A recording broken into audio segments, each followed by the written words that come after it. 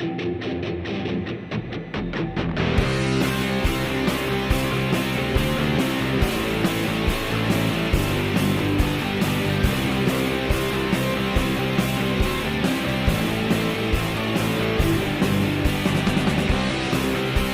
विद्यार्थियों, एक चीज ध्यान देंगे, मैं अपना उसका क्लास स्टार्ट करने से पहले मैं एक चीज बता दूं कि कल मैंने एक शब्द लिखा था, वो शब्द था शैक्षणिक। देखेंगे उसमें शैक्षणिक जो है मैंने इस तरह से लिख दिया था, जो बिल्कुल गलत है। इसको जब आप सही करेंगे तो इसका जो सही अर्थी होगा वो उसमें जो है टवर्गी ना का इस्तेमाल होता है, यानी शैक्षणिक जो है इस तरह से लिखा जाता है। ये वाला सही है और ऊपर वाला गलत है। चलिए, आप इसको सही कर लिए होंगे तो हम आगे बढ़ते हैं और ध्यान देंगे। आज हम जिस स्ट्रक्चर को आपको बताने जा रहे हैं, जिसका इस्तेमाल रिलीजियस लीडर करते हैं, खास करके जब वो आपका जो धार्मिक चैनल आता है ना, संस्कार और आस्था जैसे चैनल आते हैं, उस पर जो बाबा लोग आते हैं, जिसको हम अंग्रेजी में रिलीजियस लीडर कहते हैं, वो रिलीजियस लीडर धड़ल्ले से इन स्ट्रक्चरों का इस्तेमाल जो है वो हिंदी में करते हैं। और हम आपको सिखाएंगे कि उन हिंदी वाले स्ट्रक्चरों को आप इंग्लिश में कैसे जो है ट्रांसफर करेंगे। जैसे देखेंगे, मैं यहाँ पर लिख रहा हूँ, जिस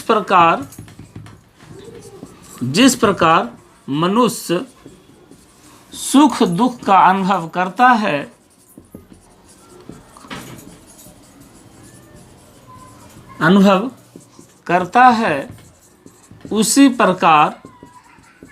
उसी प्रकार पेड़ पौधे भी सुख दुख का अनुभव करते हैं।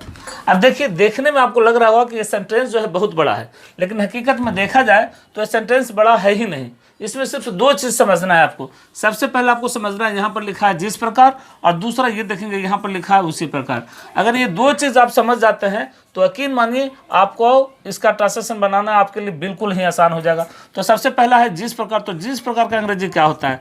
तो जिस प्रकार का अंग्रेजी होता है जस्ट एज, और यहाँ लिखा उसी प्रकार का अंग्रेजी होता है यहाँ पे इन द सेम वे। अब ये दो ही चीज़ आपको जानना है। अगर ये दो चीज़ आपने लिख दिया तो समझिए कि आपका काम जो है बिल्कुल सॉल्व हो गया।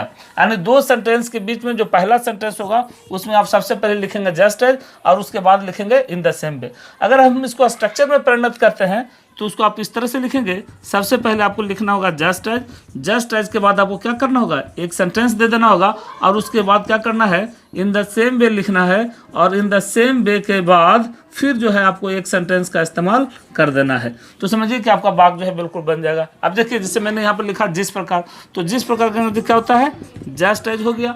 मनुष्य सुख दुख का अनुभव करता है, तो मनुष्य का अंग्रेजी क्या होगा, मैन हो जाएगा। अनुभव करना का अंग्रेजी क्या होता है, फील होता है, तो उसको फील्स कर देंगे, क्योंकि ये सिंगुलर है तो भी सिंगुलर हो जाएगा, है ना, फील्स। और सुख दुख का अंग्रेजी होता है पेन एंड प्लीजर,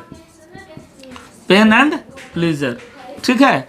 आप देखिएगा फिर लिखा है उसी प्रकार, तो उसी प्रकार का अंग्रेजी आप लिखेंगे तो हो जाएगा इन द सेम वे, है ना। पेड़ पौधे भी, तो पेड़ पौधे का अंग्रेजी होता है प्लांट्स एंड ट्रीज, और भी का अंग्रेजी यहाँ कॉमा देंगे, उसके बाद ऑल्सो लगा देंगे, है ना। फिर वही चीज़ लिखा है सुख दुख का अनुभव करता है, तो यहाँ प्लांट्स एंड ट्रीज आया है, तो इसके लिए फील्स का इस्तेमाल ना करके फील का इस्तेमाल होगा। उसके बाद हम लिखेंगे पेन एंड प्लेजर,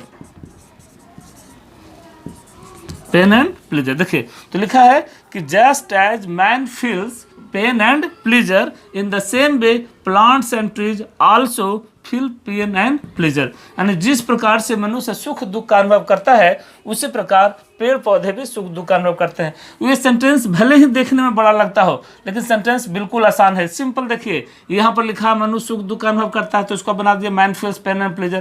पेड़ पौधा सुख दुख का अनुभव करता है, तो plants and trees feel pain and pleasure. तो ये दो चीज बनाइए और शुरू में जस्ट है, बीच में सिर्फ इन द सेम वे लगा दीजिए। देखिए कितना खूबसूरत सेंटेंस बन गया। और इस तरह से आप खुद सोचिए, खुद सोच करके जो है अपना सेंटेंस जो है क्रिएट कीजिए। अब देखिए एक सेंटेंस मैं आपको और सिखा रहा हूं।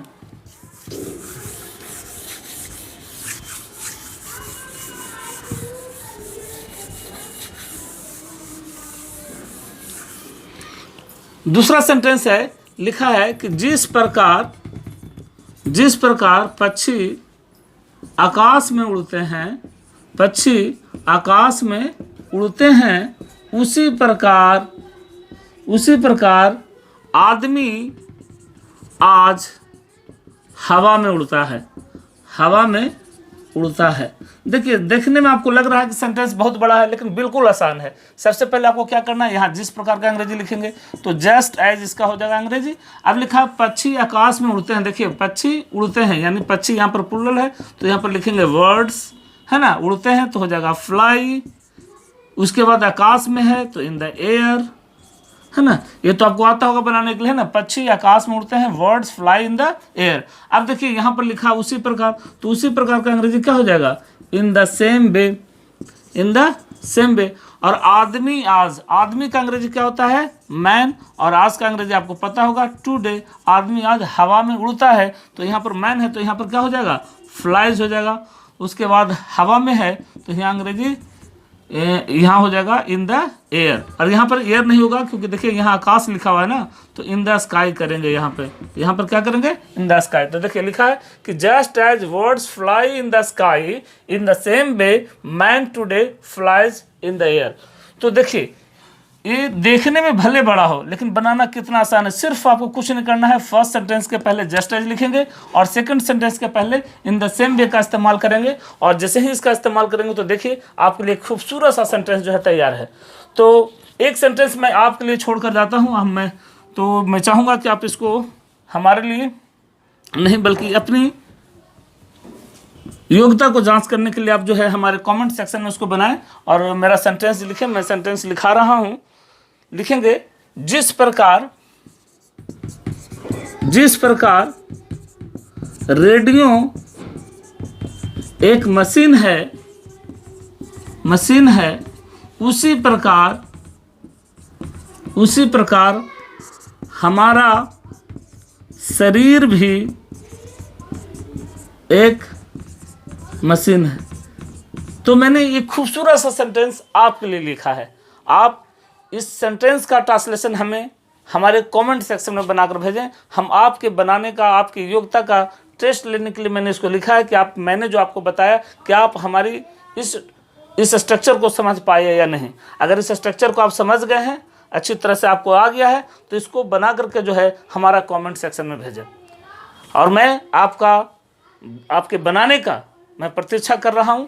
जितना जल्दी से जल्दी हो सके आप इस सेंटेंस का ट्रांसलेशन जो है हमारे कमेंट सेक्शन में भेज दीजिए। तो आज के लिए बस इतना ही। आज हम अपनी कड़ी को यहीं पर विराम देते हैं। आज गुड बाय, टेक केयर, नमस्कार।